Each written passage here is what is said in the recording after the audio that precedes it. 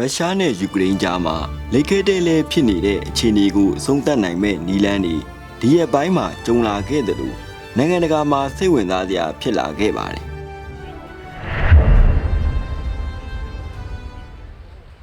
စစ်ပွဲအဆုံးသတ်နိုင်မဲ့ဆွေးနွေးမှုတရက်ကိုတတိယအကြိမ်ဖြစ်ဆွစ်ဇာလန်နိုင်ငံဂျနီဗာမြို့မှာဖေဖော်ဝါရီ18ရက်ကပြုလုပ်ခဲ့ကြပါတယ်ဒီဆွေးနွေးပွဲမှာရုရှားယူကရိန်းနဲ့အမေရိကန်တို့ရဲ့ကိုယ်စားလှယ်တွေပါဝင်ပြီးသုံးပွင့်ဆိုင်ဆွေးနွေးကြတဲ့ပွဲမျိုးပါပဲဆွေးနွေးပွဲဟာတင်းမာမှုရှိပေမဲ့အပြုသဘောဆောင်တဲ့အခြေအနေမျိုးဖြစ်ခဲ့တယ်လို့ဆိုကြပါတယ်အဲ့ဒီဆွေးနွေးပွဲမစမီကတည်းကရုရှားဟာယူကရိန်းနိုင်ငံတဝန်းကိုလေကြောင်းကန်တွေညလုံးပေါက်တိုက်ခိုက်ခဲ့ပါတယ်ဒီလိုတိုက်ခိုက်မှုကြောင့်တောင်ပိုင်းစိတ်ကမ်းမျိုးဖြစ်တဲ့အိုဒက်ဆာကလက်စစ်တအားကွန်ရက်ကိုအပြင်းထန်ပျက်စီးစေခဲ့ပြီးလူနေအိမ်တွေပျက်စီးခဲ့တယ်လို့လူထောင်ပေါင်းများစွာဟာအပူနဲ့ရေမရှိဘဲဖြစ်ခဲ့ရတယ်လို့ယူကရိန်းဘက်ကဆိုထားပါတယ်ဆွေးနွေးပွဲနဲ့ပတ်သက်လို့ယူကရိန်းရဲ့ဥဆောင်ညှိနှိုင်းရေးမှူးယန်ဆန်ဦးမီရော့ကအသေးစိတ်ဖော်ပြတာမျိုးမရှိပေမဲ့ဆွေးနွေးပွဲဟာလက်တွေ့ကျတဲ့ကိစ္စရပ်တွေနဲ့ဖြစ်နိုင်ခြေရှိတဲ့ဆုံးဖြတ်ချက်ရန်တရားတွေကိုအာရုံစိုက်ခဲ့တယ်လို့ကြေညာချက်ထုတ်ပြန်ခဲ့ပါတယ်သတင်းတွေမှာတော့ဆွေးနွေးမှုဟာအောင်မြင်မှုမရဘဲပြီးဆုံးသွားတယ်လို့ဖော်ပြကြပေမဲ့အမေရိကန်ဘက်ကတော့ဒီဆွေးနွေးမှုဟာတိုးတက်မှုရှိတယ်လို့ပြောဆိုထားပါတယ်ဒီဆွေးနွေးပွဲမတိုင်ခင်ဖေဖော်ဝါရီ16ရက်ကရုရှားဘေလာရုတွေ့ဆုံချိန်မှာဒေါ်နယ်ထရန့်ရဲ့ပြုမှုပြောဆိုပုံတွေမူဝါဒတွေကိုလူသိရှင်ကြားကန့်ကွက်တာမျိုးမလုပ်ဖို့ထိတ်တိုက်ရင်ဆိုင်တာမျိုးတွေလည်းမလုပ်ပဲအင်အားသုံးပြီးငြိမ်းချမ်းရေးတည်ဆောက်မယ်ဆိုတဲ့မူဝါဒကိုတေချာနားလည်ထားရင်စိတ်ပူစရာမလိုဘူးလို့ဘေလာရုသမ္မတလူကာရှန်ကိုကပြောဆိုခဲ့ပါတယ်။ကမ္ဘာတွန်းမှာလည်းမီးမြင့်နှစ်ကိုဝင်ရောက်လာတဲ့တရုတ်နှစ်သစ်ကူပွဲတော်ကိုတရုတ်နိုင်ငံထဲသာမကပဲနိုင်ငံအများစုမှာကျင်းပလာကြပါတယ်။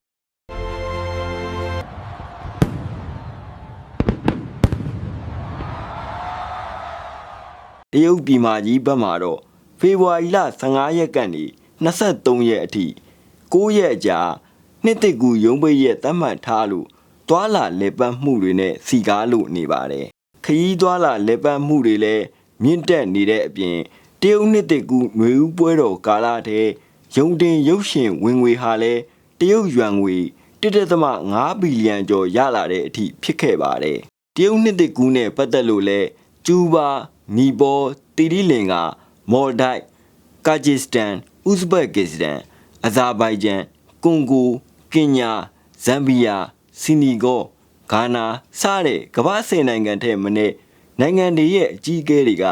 တရုတ်နှစ်သစ်ကူသုံးဝန်လွှာတွေပေးပို့ခဲ့ကြပါတယ်ဒီအပိုင်းနဲ့အီရန်ဟာဟော်မုတ်ရေလက်ကြားမှာစစ်ရေးလေ့ကျင့်မှုတစ်ခုပြုလုပ်ခဲ့တယ်လို့အမေရိကန်ဟာအီရန်အနီးဝန်းကျင်ကအရှေ့အလယ်ပိုင်းဒေသမှာအဆင့်မြင့်တိုက်လေယာဉ်90ကျော်ကိုအလင်းမြန်ဖြန့်ကျက်ချထားပါတယ်တင်းမာမှုမြင့်တက်လာတဲ့အမေရိကန်နဲ့အီရန်ကြားဒုတိယအကြိမ်စစ်ဆက်ဆွေးနွေးတဲ့ပွဲကိုလည်းဖေဖော်ဝါရီ18ရက်ကဆွစ်ဇာလန်နိုင်ငံဂျနီဗာမြို့မှာကျင်းပခဲ့ပါတယ်ဂျားဝင်ညှိနှိုင်းပေးတဲ့အိုမန်နိုင်ငံသားရေးဝန်ကြီးကဆွေးနွေးပွဲဟာတိုးတက်မှုတွေရှိခဲ့တယ်လို့မှတ်ချက်ပေးထားပြီး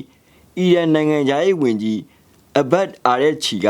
အလုပ်တွေဆက်လုပ်ဖို့ကြံသေးတယ်လို့ပြောဆိုခဲ့ပါတယ်အမေရိကန်သမ္မတဒေါ်နယ်ထရန့်ကတော့သဘောတူညီချက်မရရင်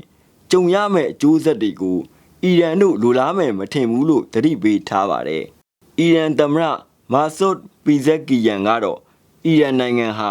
နျူကလ িয়ার လက်နက်ထုတ်လုပ်ဖို့လုံးဝဆန္ဒမရှိဘူးလို့ပြောပါတယ်။အမေရိကန်အပါအဝင်အပြည်ပြည်ဆိုင်ရာအတိုက်အဝန်းကဒီအချက်ကိုနားလည်အသိမှတ်ပြုဖို့မျှော်လင့်ကြောင်းဘလို့ပုံစံနဲ့အတီးပြုစစ်ဆေးကျင်တာဖြစ်စီစစ်ဆေးမှုလက်ခံမှုအစဉ်သင်ပဲလို့ပြောဆိုထားပါတယ်ဒီလိုသတင်းတွေသာမကပဲတခြားစိတ်ဝင်စားစရာသတင်းတွေလည်းရှိပါသေးတယ်မူရည်စေဝါတင်ရေရင်အဖြစ်ယူဆရတဲ့ရေရင်ငယ်တစ်စင်းကိုကာရစ်ဘီယံဒေသမှာအမေရိကန်တိုက်ခိုက်မှုကြောင့်3ဦးသေဆုံးသွားတဲ့သတင်းထရန့်ရဲ့ငြိမ်းချမ်းရေးဘုတ်ဖွဲ့မှာပါဝင်မှုပုပ်ရဟန်းမင်းကြီးညင်းဆူလိုက်တဲ့သတင်းဂျပန်ဝန်ကြီးချုပ်ဖြစ်တာကာအီချီပြန်လည်ခန့်အပ်ခံရတဲ့သတင်းအကျဉ်းပြက်ခြားစားမှုကိုစစ်ဆေးနေစဉ်အတွင်းယာယီသမ္မတဂျေရီကိုပီယူလွှတ်တော်ကယာရုကန်နေဖယ်ရှားလိုက်တဲ့သတင်းကယ်လီဖိုးနီးယားမှာစီးနှင်းတောင်ပြိုကျလို့ လူရှိဦးထက်မနည်းတေဆုံးသွားတဲ့သတင်းစပိန်နိုင်ငံအရှေ့မြောက်ပိုင်းမှာ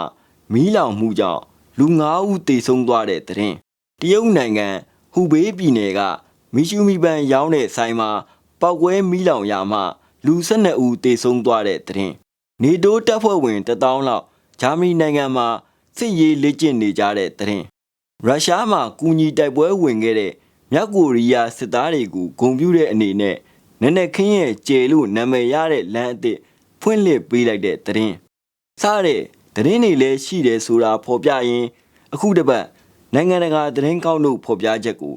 ဒီမှာပဲရက်လိုက်ခြင်းပါတယ်